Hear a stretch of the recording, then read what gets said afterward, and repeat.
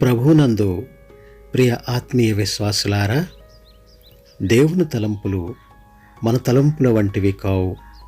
ఆయన మార్గాలు మన మార్గాల వంటివి కావు.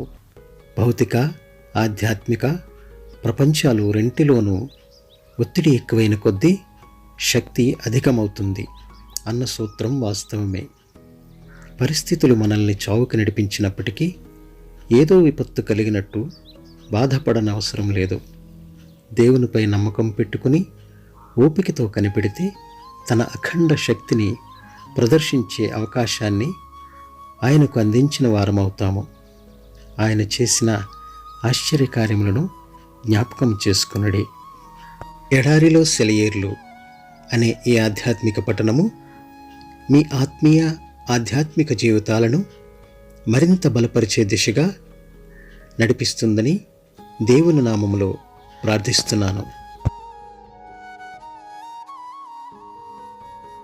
మీ దేవుడు సెలవిచ్చిన మాట ఏదనగా, నా జనులను ఓదార్చుడి ఓదార్చుడి. యెషయా గ్రంథము 40వ అధ్యాయము 1వ వచనము.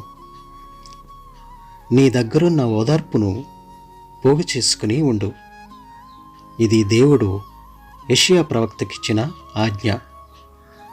ఓదార్పు లేని హృదయాలతో ప్రపంచమంతా నిండిపోయింది. ఈ గొప్ప సేవకు నువ్వు సరిపోతావు. అయితే నీకు ముందు కొంత శిక్షణ అవసరం. అది సామాన్యమైన శిక్షణ కాదు.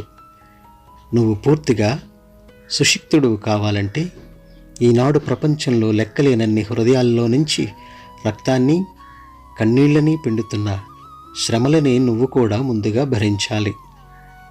దైవ సంబంధమైన ఓదార్పును ముందుగా నువ్వు నీ హృదయంలోనే అనుభవపూర్వకంగా నేర్చుకోవాలి.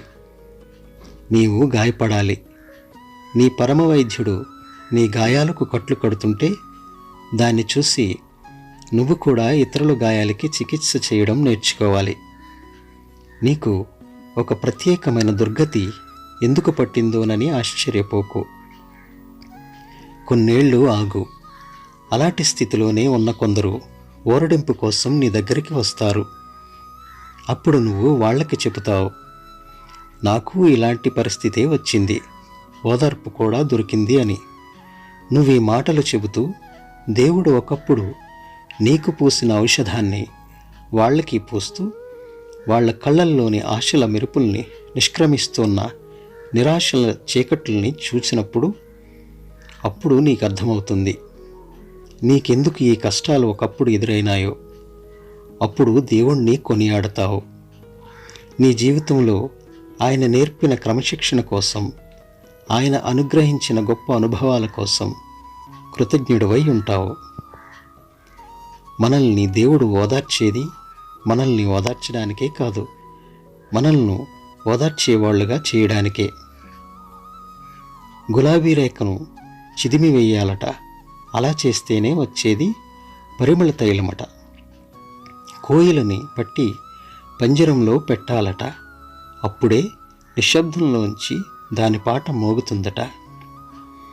ప్రేమ రక్తం ములకాలట, స్నేహాశ్రువులు చిందాలట, అప్పుడే వాటికి ఈ లోకంలో సార్థకతట. విలువైన వాటన్నిటి కథలన్నీ ఇంతేనా? వాటి బతుకుల్లో సుఖం లేదా ఏ రవ్వంతైనా? అవును, నలిగిన రాత్రులు, బంధించిన పంజరాలు, నాటుకున్న ముళ్ళు, ఇవే మనకు దీవెనలు.